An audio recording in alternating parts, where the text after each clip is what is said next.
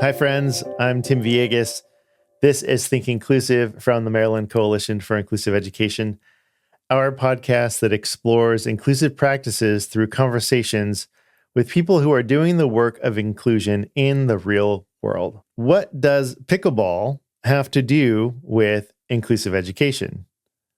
Great question. If you're watching on YouTube, I have my pickleball shirt for being runner-up in a pickleball league with my buddy Mickey. I've got a pickleball racket. It's blue with a fun design on it, I guess, and a yellow pickleball ball. I started playing pickleball a few months ago. I'm actually taking a little bit of a break because, my knees need a chance to heal.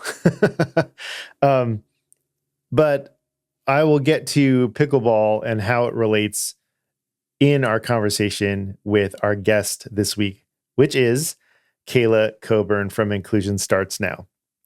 Kayla and I have something in common. We were both former special education teachers, and also we were former teachers in segregated classrooms and programs. And so if you are in that role and you're listening or watching to this episode, and you are in a school district that is not on the road to inclusive practices and maybe even are trying to expand special programs or disability-specific programs, I think you are going to find this conversation extremely beneficial. Before we get into my conversation with Kayla, I want to tell you about our sponsor for this season, IXL.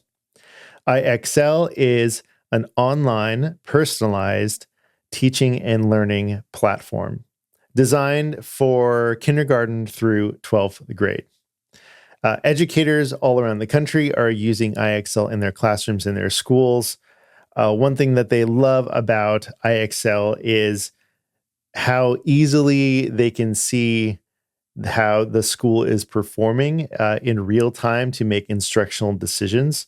So there's a lot of data to look at. Also, IXL doesn't just stop at the data, but it also provides an ecosystem of resources for educators with curriculum recommendations, personalized learning plans, and a whole lot more. So if that sounds interesting to you, check out ixl.com/inclusive. That's ixl.com/inclusive. And thank you again, IXL, for being a fantastic sponsor for us for this season. Okay, when we come back, my interview with Kayla Coburn from Inclusion Starts Now. See you on the other side.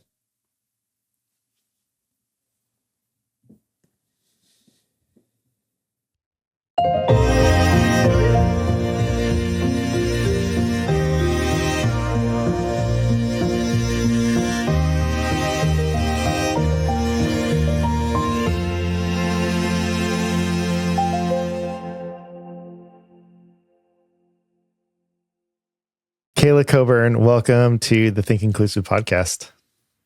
Thank you, Tim, for having me. Very excited to be here. Yeah, Kayla, I don't know how long we've known each other, but it's been a minute, right? Well, it's my husband actually asked me last night how I met you. And I was like, social media, that's like how I've met almost every new friend I have. But and then I was telling him how it wasn't until a couple of years ago that we met at Tash in Arizona in real life. That's right. In real life. I know. Yeah. Yes. I've had this kind of virtual friendship with a lot of different people, and some people I still have never met. Yeah. And it's been over a decade.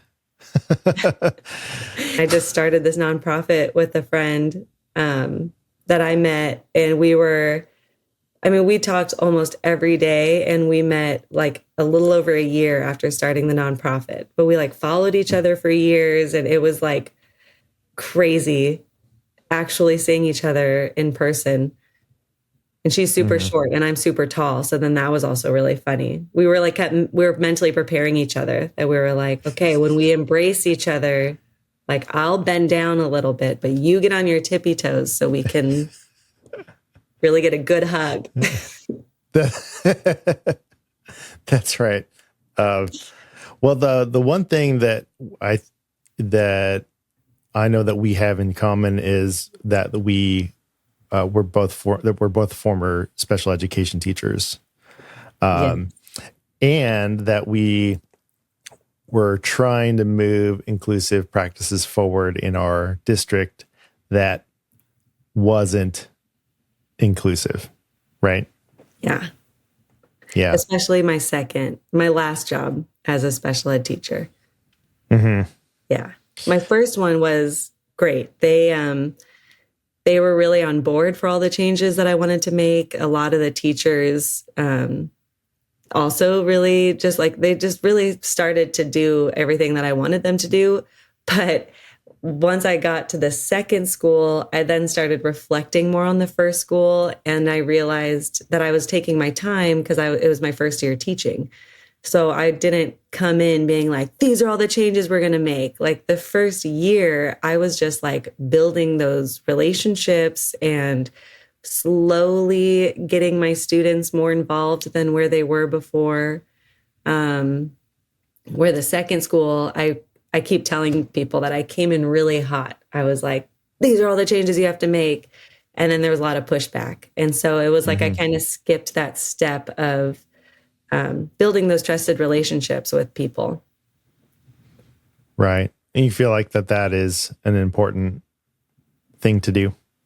Oh, definitely. I mean, if you don't have people, like all the barriers that are there for including people with disabilities, I mean, like behaviors or not knowing how to communicate with someone, all of those, I feel like the general ed teachers were so nervous about all those things. And if they don't feel like they have some sort of trust with me, that I'm not just gonna give them all these students and be like, bye, figure it out. Like knowing that they can come to me if there's a problem or if something's not working, we need to change it is so important. And I just didn't really realize how I built that at my first school and then not my second. How do you think you did build that in the first? Was it unintentional? I mean, it probably was at first. I'm a pretty extroverted person, so I do genuinely love making friends. But I did make the effort of going into the lunchroom every day.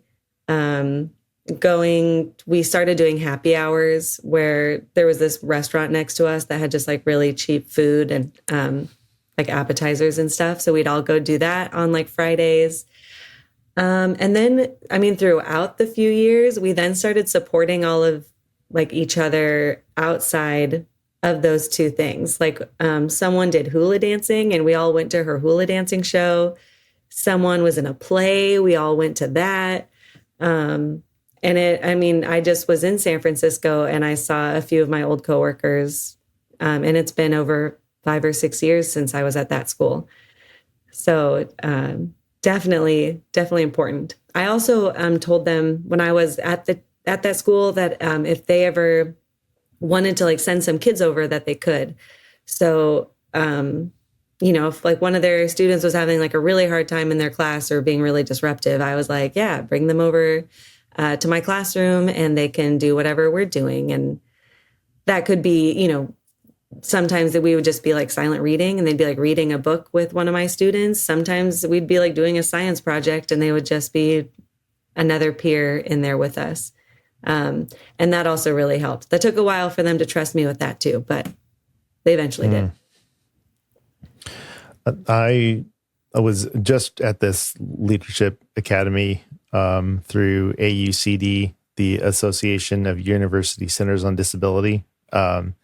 And something that really stuck out in one of our conversations, and I do not remember who said this, so it sounds like a quote. I don't know who said it, but it was things only move as fast as the speed of trust. And I really like that. I really like that. So kudos to whoever said that. I'm sorry, I don't remember. But Oh, I love that. yeah, yeah. I think that sums up a lot of the work that we're trying to do with systems change and building trust, building relationships, not just with our students, but with our colleagues. Yeah.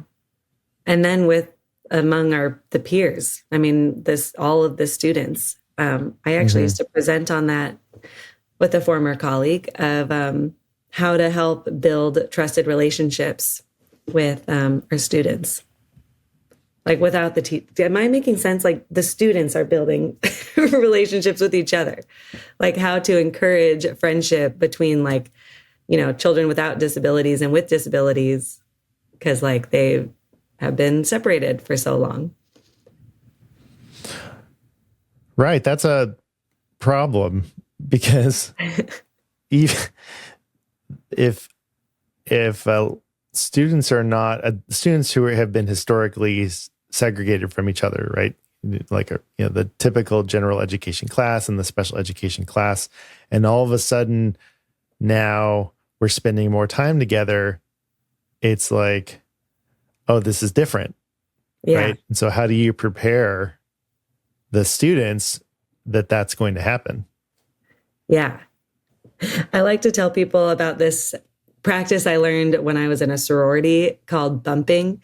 And it's when you like go to meet somebody and you're talking to them and they all of a sudden say like, oh yeah, I just, I don't know, got my nails done. And you're like, oh, that's so cool. This person just got their nails done and they do it every week. Like maybe do you guys go to the same place or what kind of, and then you connect them and then it kind of exits you from the conversation, but they like more people get to talk. This was during like rushing when you're like trying to meet all these new people, whatever, college life. But I realized I started bringing that into my classroom during times that we were practicing inclusion, where like we were with other peers and I would see a general ed student say like, oh yeah, I played Fortnite last night. And then I could be like, oh, my student loves to do the dance from Fortnite. Have you like talked to them about it? And then even in that situation, depending on how much, how my student might communicate, I would somewhat assist with like helping the communication. But the second that I could fade myself out, I would, and it would just give everyone the practice of like talking to each other in a very genuine way, bonding over something we have in common, which is basically what, we all do to make friends, right? We have something in common and we start talking. Exactly. That's pretty much what happens. I mean, I don't know about you, but it's hard making friends as an adult. Yeah. I've actually, so I've been doing this hobby a month thing for this year.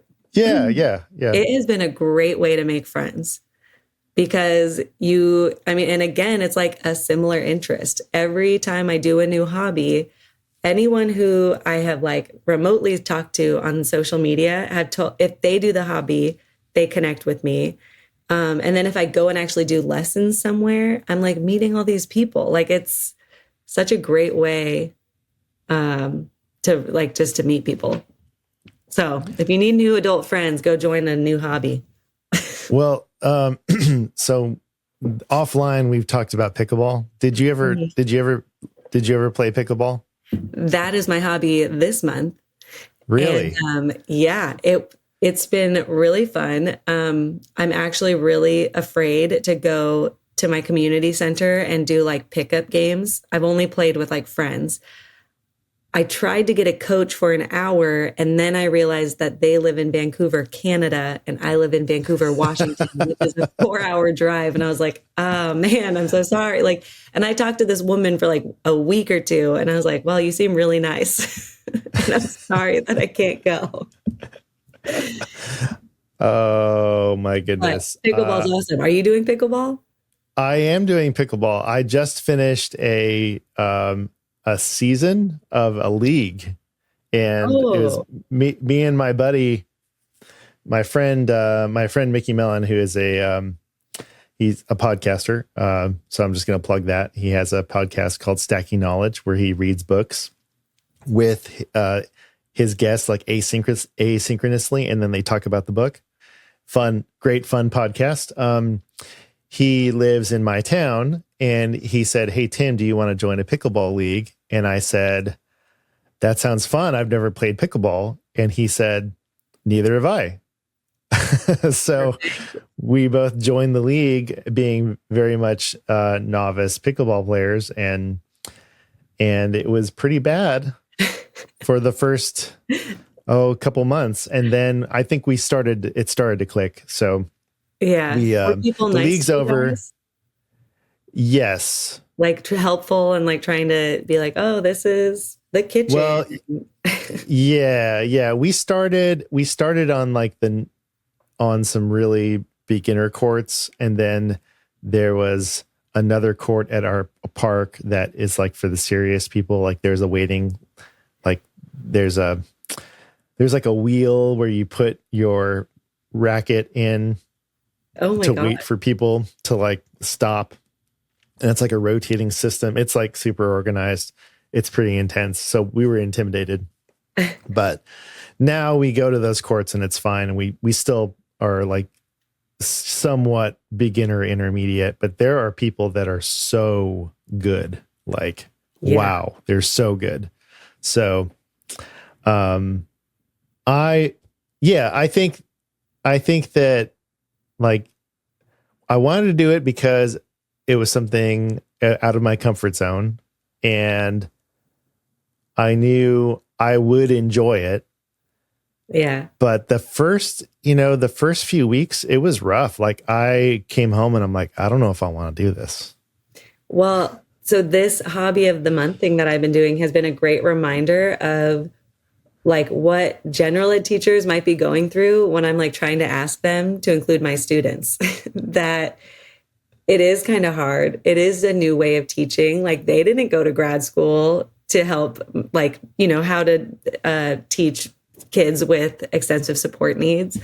And so it's been a really great reminder to me because I've been trying to get my students included since like 2011, 10.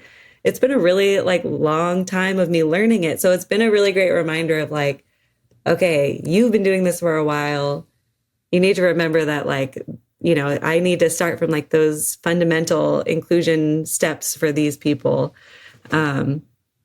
Which it's been a really good reminder. I think I really needed this.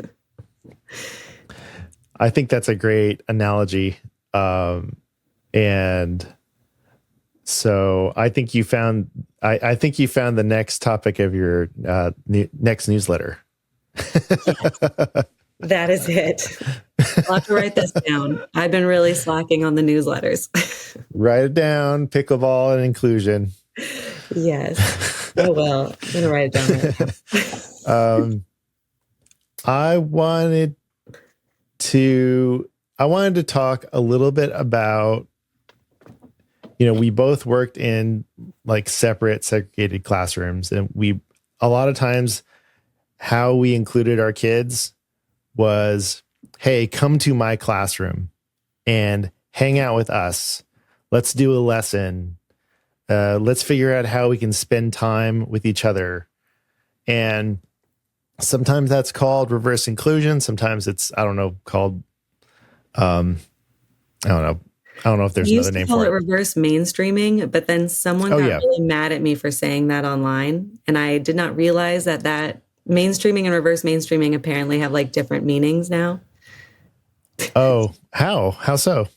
I think it's like, it's just like not actually inclusion. Like it's, like this temporary thing, but it's not. I mean, so, and this is what I want to talk to you about. Yeah. Because I think that it's important. I think a lot of teachers are trying to move inclusion forward by doing this strategy because, you're in a spot and you're like, well, what do I do? And this is a way to have kids with and without disabilities spend time together, learn together, become friends. And I also have heard, and people have told me, that's not inclusion. So I don't like in the big picture, it isn't, right? Well, like when I talk about inclusion and when I talk about inclusion with you, what I mean is students in general education classrooms being supported, feeling a sense of belonging, and that time spent is like over 80% of their day. So like that is what I mean when I talk about inclusion. So there's really like I don't really have a good word for what we're talking about, but I want to hear from you, and then I can share.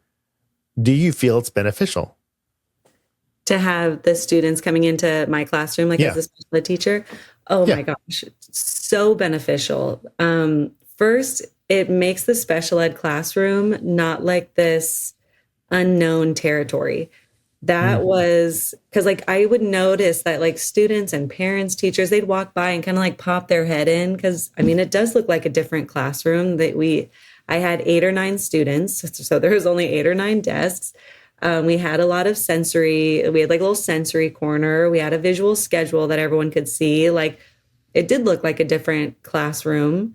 So that was one way to like come in and be like, yep, we have a visual schedule, and kind of teaching students how to embrace these differences and how these different accommodations gave my students like access to the curriculum and gave access to school. And like all they needed was a visual schedule, and it like, helped them get through the day, like, knowing what's going to happen next. And then we actually started noticing that a lot of the students coming into my room also really benefited from a lot of the stuff that we were doing, that was like specific to teaching students with disabilities. But like students without disabilities were like, oh, wow, this schedule is so nice. Like now I know what's coming up next. And now I know how much longer I have until lunch. And like, oh yeah, I'm going to play with this fidget while you talk. And it was just giving all these different, I mean, it was like really educating me and the other teachers, and then the student, like all the students. So really beneficial. I'm not quite sure if I just answered your question. I feel like I do this. I kind of stray. That's why I wanted you on, Kayla, to take the tangents where you. Perfect. No, I know this about you, and that's totally fine. And this is the kind of conversation we're going to have, and I'm totally here for it. I think where I want to camp out is, like there's a sentiment that certain things maybe aren't beneficial, or that they shouldn't be done at all. And instead you should be doing something else, like moving inclusion forward. But here's the big but. But what if, while we're trying to, influence the administration, equip parents to advocate for inclusive education for their children, while we are facilitating, friendships with our students, building trust and relationships with our colleagues, we also invite students into our special education classrooms. Like, to me, the criticism is, well, that's not good enough. But I'm like, yeah, but we're doing something, right? And I used to feel like, honestly, I used to feel bad that I did it. Like, I was like, I know that it matters to these particular students, the students in the general education environments that have been invited in to my classroom, and to my students. It matters, right? Yeah. But in the back of my mind, I'm like, yeah, but it's not real. It's not real. Like, it's not what I want to happen. Yeah. And, we've been doing this a long time. I had 16 years in the classroom, and now I'm 4 years out. And as with an organization that's supporting educators, with authentic inclusion. And I will say that if we're partnering with a district and they're like, hey, how do we do inclusive practices? I am not recommending reverse inclusion. Like, absolutely hard stop. Absolutely no, because if we're partnering with a district, it means that we have a district leadership team. We are setting a vision. We are figuring out scheduling. We're equipping educators. So this is not something that we would recommend. But for the lone teacher out there, yes, that is feeling like, what do I do? Right? I don't want anyone to feel shame for wanting typically developing students to be invited into their classroom. Does that make sense? Oh, and I was going to say that is exactly who I am targeting when I talk about this. It is the teacher who has a school culture that like does not want to be inclusive. And this is a great way for one person to make that difference, of, making those connections with teachers. Cause it's like the more people you can get on your side to be like, look, this works. Like, yeah, my student uses an AAC device, but like they look at how much they're thriving having these relationships. Like, and it's kind of, and I mean, like, I don't even like saying that sentence because it's like, duh, but a lot of people just don't know that. And it's so important to educate everyone. And a lot of that does fall on that one lone special ed teacher that wants to practice inclusion. And everyone else is like, what's inclusion? Like, you guys are at recess. Why are you complaining? And it's like, no, we're going to do more. Right. Yes. Yeah. So I wanted to just name that and call that out. And whoever is listening and is that lone teacher and they're doing this strategy, like kudos to you.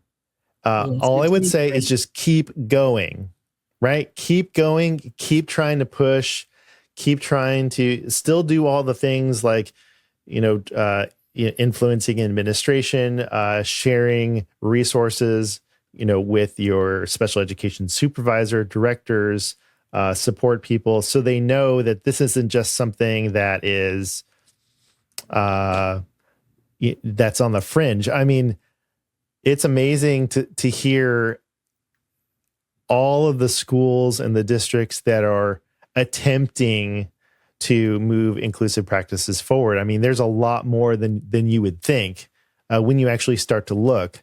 Now, are they perfect? No, but it's encouraging to me to hear what's happening. Yeah.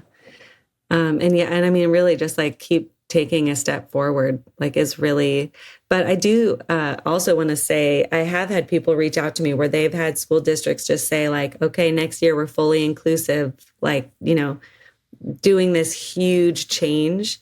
And I don't think that is always helpful because then it's creating a lot of teachers or paras who have gotten no training. And then all of a sudden it's like, well, I don't know, I guess we'll get a behavior therapist. We'll talk to you in about another month. Like, then I feel like it will have people not want to include everyone because they're not, they've never got the training. And I do feel like that's a really big part of it too, that, I mean, there are teachers who've been teaching for, 30, 40 years. Like they never thought they would be teaching a child who's like holding onto a device to communicate. Like that's just something they've never been taught. And I think it's really important, even for us as people coming in to train people, that like this is going to be a huge mind shift to them. Because, they grew up not thinking our students were capable of learning, and look at them now. So it's a lot of mindset work, mind shifting. Yeah, definitely. And I completely agree. And that's something else we would never recommend, is to overnight or in one school year for a district, especially, I'm really talking about, there are some districts out there that are like 2 schools. So what I mean is like, when you think of a school district, you're talking about like at least one high school with middle schools and elementary schools into a feeder pattern. You're talking about, a handful of schools up to, one of like larger ones with, a dozen high schools. It's just logistically for you to say, okay, in one school year, we are going to be fully inclusive. That doesn't give enough time to build the capacity of educators. It just doesn't. So that's why when we are working with districts, it's always a phased in approach. There are a number of schools that are demonstration schools. We're working with a district administration team, and then through their leadership and vision, schools and educators are equipped to phase in the practices. But the thing is, I at least commend the effort.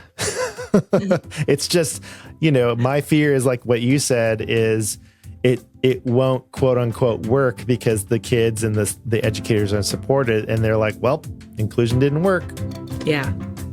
And then it's now we're battling another thing that someone had one bad experience and they're like, nope, we got to keep it separate. And you're like, no, you just got to do it right.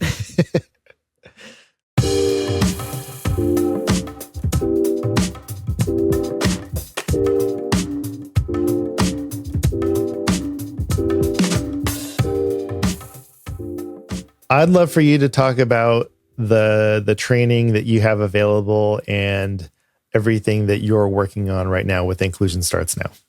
Yeah. Oh, wow. It's really all over the place, and I'm not quite sure why. I mean, I know why I do all this, but I have a lot of things. So let's see what I can remember. This year, I decided to do this year-long training where it's every month I have a new topic, and it comes with resources and like one-on-one conversation with me. I mean, people have, like, 1 month someone said they couldn't find like a 1-page handout about traumatic brain injuries. And I kind of looked for a little bit and I'm like, well, I know about traumatic brain injuries, so I'm just going to write it really quick. And so then I just like made one and then gave it to everyone. Everyone who's in the class. And so that's been really nice. And then every month I give them resources of like books or podcasts or, things for them to like even further their education or connect with other people in this inclusion education field. So that's probably been my big thing for this year. And that's like all on my website, inclusionstartsnow.com. Literally, it's Inclusion Starts Now on everything. It's all social media stuff. It's all there. So that's been my biggest thing. I'm not sure. Did you ask for like any resources that I have? Whatever you want to plug. It's totally, whatever's on top of mind for you. Well, my third children's book is officially been approved and it is in the process of being printed. I have totally self-published all of my books, which means I put down way too much money for them to all get sent here. And then I ship them out of my house. As you see, that is, if you could see, if anyone, I don't know if you do video too for podcasting. Yeah, this is video. Yeah. There's a chunk of books right here. And there are some underneath my desk. They're mostly in the garage, but this is also the room that they live in. Okay.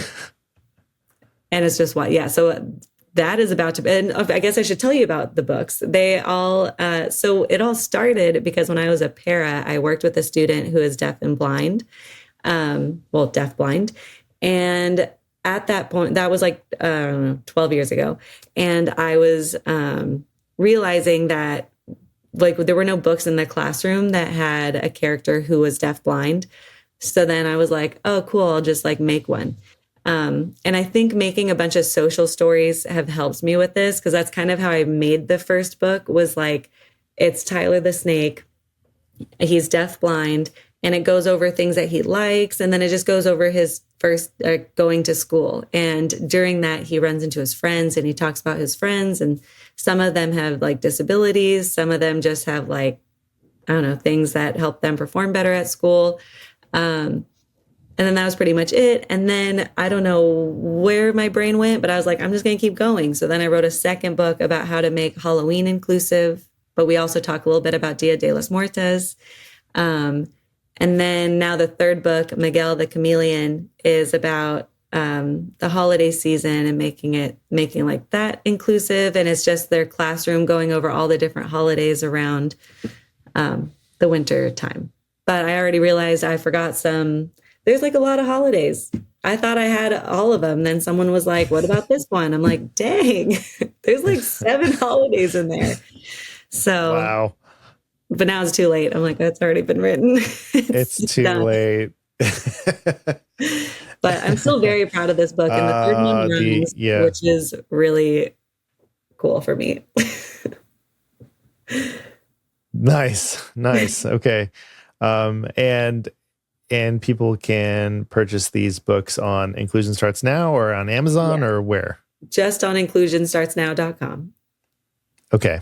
All right. Maybe someday I can figure out how to get it on other places, but it's hard to track.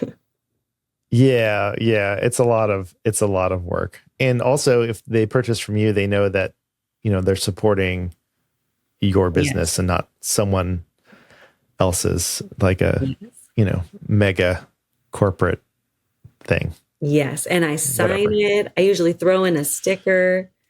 It's really, I don't know. Signing it feels kind of funny that I'm like, I don't know, but I do it anyways. You're an author, so it makes sense. Yeah. You forgot to talk about your podcast. Oh my gosh. So talk about your podcast. It's also called Inclusion Starts Now. I did one season and it's totally like unedited. I didn't even. Oh, hello. Sorry, my dog. No, that's okay.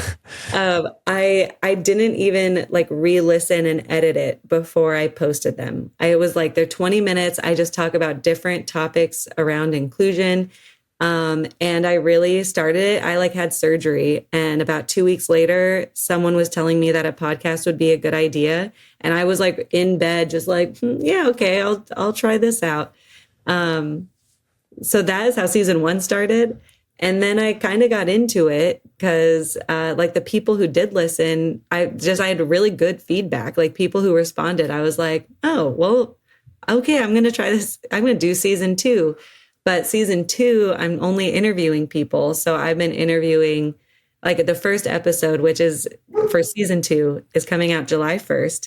And it's me talking to this woman who didn't realize she was autistic until her adult life. And I think a lot of people, especially like in my generation, are kind of like figuring out their identities. Because I know me growing up, like it was kind of like that, like people weren't as accepting. Like I don't feel like neurodivergent was really talked about as much. And it was like, if you were a problem child, like they kind of just called you that and like dismissed it. So I feel like I have a lot of adult friends who are like, am I autistic? Like, is this why this is so challenging for me? And so we have a really good conversation about it. And she's another person I met via social media, but she lives in my town. So we've met. Oh, nice. But, yep, there I go. Just talking a bunch again. So, yeah, that's the podcast. I'm really excited about it. I've already recorded like 7 episodes. That's great. So if you liked this conversation and you liked what Kayla has to say, I think you're going to love Inclusion Starts Now. So make sure you follow, subscribe. Are you going to be, did you put it on YouTube too? Yes. So okay, YouTube, great. Spotify, Apple, it's on Podbean. You're doing it right. It sounds like, so you're good. Okay. You are good. You're good. All right. Anything else you want to say to our audience of educators, parents, self-advocates? Oh man. Well, I hope that who's ever listening, just, that you are doing such a great job. If you are here and you are furthering your education on inclusion and how to be a better teacher, parent, advocate, like you are already doing great. And don't forget to celebrate all of the little things that you are accomplishing, because the overall picture could look really daunting, but every step is a good step. I feel like that's a good sign off. Fantastic. That's great. Well, you're not done yet. I'm not letting you off the hook. We're doing a mystery question. Ooh. Yes. Ready. So the mystery question is, I'm down to a stack of about, I don't know, what is that? 20, 30 cards. I started with like a huge one. Yeah. And so at the end of every interview, I try to do this. And I've filtered the bad ones out. So this is it. And then once these are done, then I'm going to make my own. So, Ooh. So here we go. Drum roll, please. Here we go. The mystery question is, if you could make, this is an interesting one for us. If you could make one of your hobbies into a profession, Wow. which one would it be? Let's see if you can see that. There we go. That's like very crazy. We talked about hobbies. Yeah, I know. Wow. So what's interesting about this is one of my hobbies was podcasting. And so that now it's my profession. So, but I have to pick a new one because podcasting's not a hobby anymore. Oh man. Because I want to say like I like educating is not a hobby, but I feel like I've always been really passionate about it. Okay, hobby. I got to think. Oh, you know what? If I could, one of my hobbies when I was recovering from the same surgery was diamond painting. Have you ever heard of this? No. It's like a paint by numbers, but it's with these like plastic, it's not actual diamonds.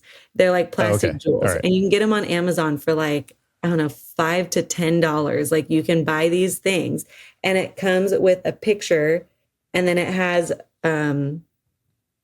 like a whole thing. It has what do you call that? Like a table or something. Like, so it comes with like, it'll tell you like D17 is green. And so then you get your D17 packet and then you like sit there and you just put all these little diamonds on plastic diamonds onto your paper. And then it creates this picture and it is like so addicting. And really? It feels so good to just like keep putting all these little things. Like satisfying maybe? Yeah. It's like a very satisfying hobby. It's called diamond painting? Yeah. I'm looking this up right now. Diamond painting kits. Okay. And it's really cool. And you just like have this little wax thing. You take and you have a little pencil thingy and you hit the wax, you hit the diamond thing, and then you put it on. And oh man, it was so fun. Wow. So if I could get paid for that, that would be cool. Why not? Because it's kind of like relaxing. Yeah. And this seems like a very Zen type of thing to do. Yeah, it's kind of like meditative. And yes, exactly. And I know some other people started doing it too after I was posting about it. A couple other people bought things and so far everyone has loved it. But it is like, I mean, it took me hours to do. I did a cow with like flowers on its head and birds. Okay. I'll have to send you a picture. Do you have did you post it on Instagram or anything? I did. It was in February, so it was a few months ago. Okay, I'll have to scroll back on your feed. I know. Or you can just send it to me. I'm going to text you. I'll text you the picture. Okay, that's probably better. You know, I'm going to be like, oh my gosh. I know. Oh my goodness. How far? Dude, February is a really... It really is. It is. Okay, so hobbies. So one thing I used to do in my former days before kids is play music, and I played in like rock bands and played like, because I lived in LA, and when you're in LA, you're either an actor or you're a musician, and so no in between. No in between. That's it. And I played bass. Bass is one of my main instrument. And so yesterday, we've been planning this for months. A friend of mine that I met in marching band, because my daughter was in marching band in high school. One of the parents plays the piano, and used to play jazz piano, like standards and stuff like that. So he's like, you should come and we should jam, like bring your bass and I'll play piano, you play bass, and we'll have a good time. And I was like kind of nervous about it because I have not played the bass in years. And so I dusted off my bass. I got my bass and we went to his basement, and we played for an hour and a half or whatever. And my fingers were sore and everything, but I'm like, oh my gosh, this was so fun. I need to get back into playing the bass, and playing, when I was a musician, it was more about trying to come up with new material and generate new songs and stuff like that. But it was just fun playing stuff that we kind of already knew. And it was just the jazz standards. And I'm like, I could do this. I could definitely get into this type of thing and build up my bass chops and just play jazz. That's so fun. So I think that if I were to make it a profession, I think that would be it. That's awesome. Dust off my bass. I love that. Yes.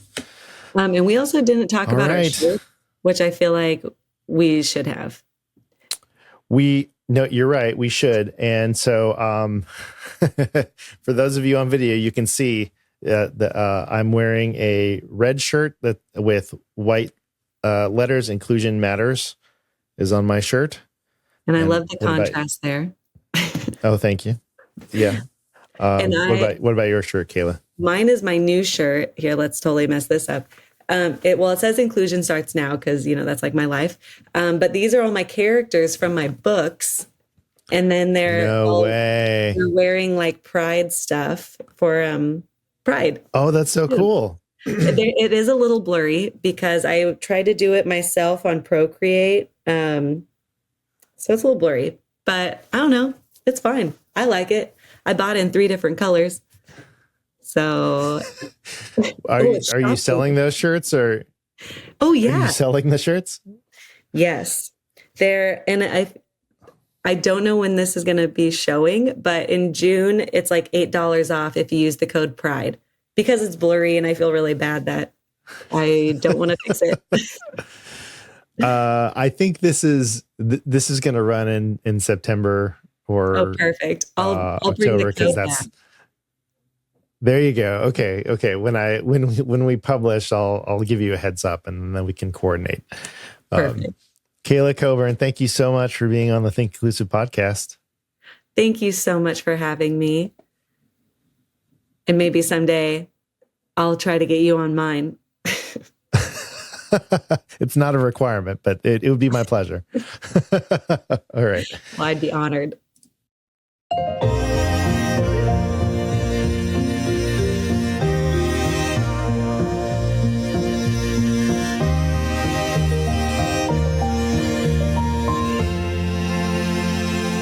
Welcome back, everyone. It's time for 3 for me and 2 for you. And so this is part of the episode where I talk about some reflections from our conversation and then also give a couple calls to action. So here's number 1. This whole conversation was really directed toward teachers who are feeling stuck, who are working in a district that is not inclusive or that is resistant to moving forward. And maybe you are feeling powerless. Maybe you're feeling like you don't know what to do next. And I think that's a lot of teachers, like probably the majority of special education teachers. There's very, very few special educators that are like, absolutely no, inclusion is the wrong thing. We need segregated spaces. Most teachers, I think, out there are like, I really feel like we could do this better. I just don't know the next step. So We did talk about some things, and, reverse inclusion, if you're doing that is, I'm not going to say don't do it necessarily. I don't think it's going to produce the long-term change that you want. Um, but what you can do and think about is, if you are a segregated, self-contained teacher, is how to increase the visibility of your students in the life of the school, and how can you also increase participation. So I'll give you an example. This is an election year, 2024. And so in 2016, when I was in the classroom and it was an election year, I was teaching a class that was only for students on the autism spectrum. And what we did was we coordinated a mock election. So before the election happened in November in 2016, we coordinated with a number of different teachers and the administration to hold a mock election. And our classroom facilitated the election process. So, like, we were helping people show where they could vote. We counted the ballots. We reported the ballots, stuff like that. So it was a civics lesson, but also it was a way to increase the visibility of the students in our school. And it was fantastic. It was wonderful. I think it was a really great opportunity. Again, is that authentic, inclusive education? No, but it did serve the purpose of the rest of the school knew who we were and got a chance to interact with us. And we were seen as, experts in this activity. So I think that's another way to think about it, rather than, yes, of course, invite students in the general education environments into special education environments, and see how you can increase the interaction between students in your classroom and in the rest of the school. But just thinking about increasing visibility and participation in the life of the school, I think that is a reflection of mine that I think is important. Okay, number 2 is find your allies and keep working with them and developing relationships with them. Kayla talked something about in our conversation about making friends and how they would go and go to happy hour afterwards, and have food and socialize and go to each other's things. And apart from that being just a general good practice, if you are in a workplace, to get to know the people that you work with, especially with just the barrier between special education and general education, and the world's not really knowing what goes on when it really should be a collaborative experience. The more that you can break down those walls in an informal and kind of like off work time, the more that people will trust you and what you are trying to do. And another way is, all in those off times, you can explain like what your line of thinking is. Like, hey, this is really what I mean when I talk about inclusion. I'm not talking about just dumping students with disabilities in general education classrooms without support. That is often what people think when they hear inclusive education. And that's not it. And then the third thing that I want to bring up is that we both talked about just to keep going. This is hard work, and it's worthwhile work, and it's not going to be perfect. Even districts who are fully inclusive, nothing is perfect. So it's a practice. And so, when we talk about educational practice or inclusive education practices, that means we have to keep going. We're never done. So don't quit. And I also want to address, sometimes I feel like the message is for teachers in segregated classrooms that the work that you're doing is not worthwhile. That's certainly how I felt.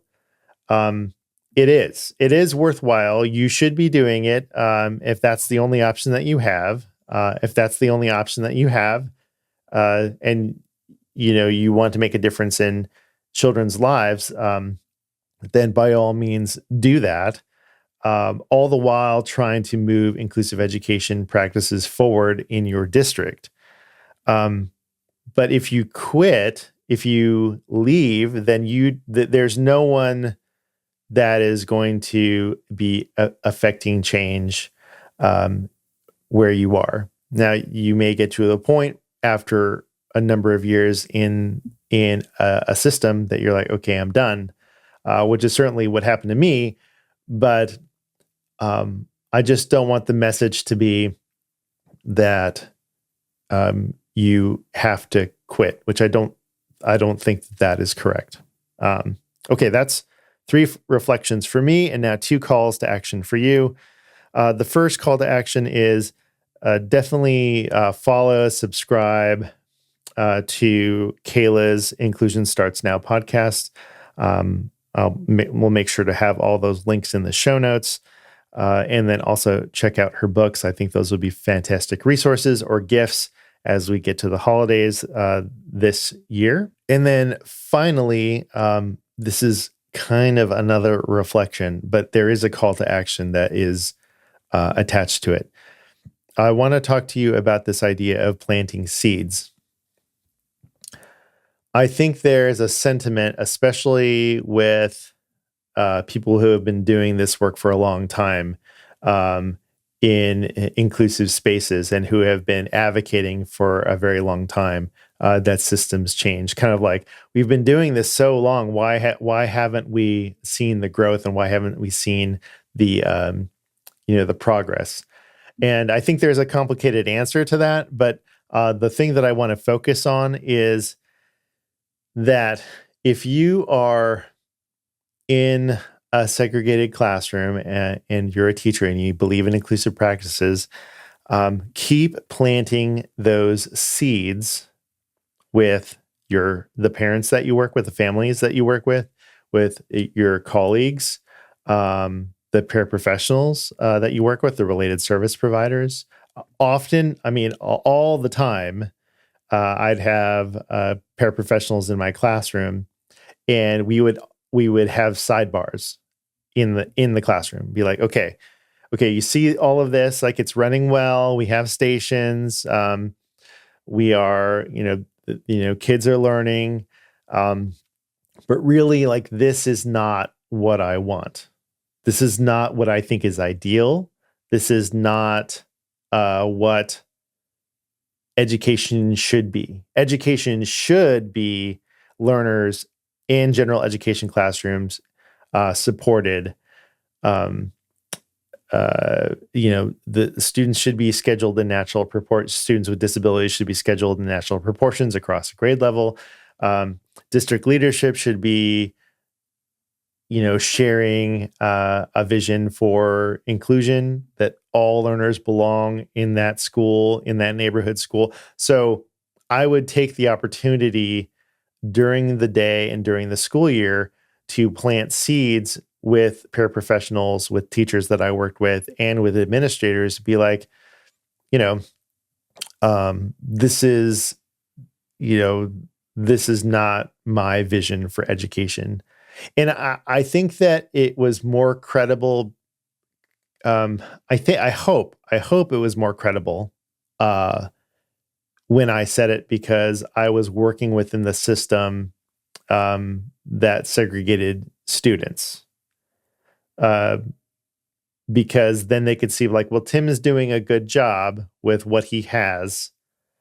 And I hope that me talking about my vision and our collective vision for a more inclusive school system, that they were more likely to listen. I did not see the change that I wanted to in my school district, but that doesn't mean that other people could be, more persuasive. I often talk about Seahome High School. Shout out to Seahome and Sonia Cole, who is the principal there currently at Seahome, and how she started with a cohort of teachers advocating for different and inclusive practices in that high school. And even before there was a push in the state of Washington to move forward with inclusive practices, they were already doing that work. So it is possible. It doesn't happen as often as I want, but I think that, again, it's all about planting seeds and to also presume the competence of our educators that when we explain what we actually mean by inclusive education, that they're not going to completely reject it outright. So that's it for this episode of Think Inclusive. It's always a pleasure to talk with you. And if you liked this episode, or if you have any questions, or if you just want to reach out and say hello, you can always email me at tvillegas@mcie.org. That's tvillegas@mcie.org. I love to know that you're listening. I don't actually know that you're listening unless you reach out and say, hey, I love this episode. Thank you so much. Or here's an idea for a guest. Or I shared this episode with a colleague of mine and we had a great conversation. Those are the things that I'd love to hear. So please definitely let me know. Okay, here's the credits. Think Inclusive is written, edited, designed, mixed, and mastered by me, Tim Villegas. It's a production of the Maryland Coalition for Inclusive Education. Original music by Miles Kredich. Additional music from Melody. Thank you to our wonderful sponsor for Season 12, IXL. Learn more at ixl.com/inclusive. Thanks for your time and attention. And remember, inclusion always works.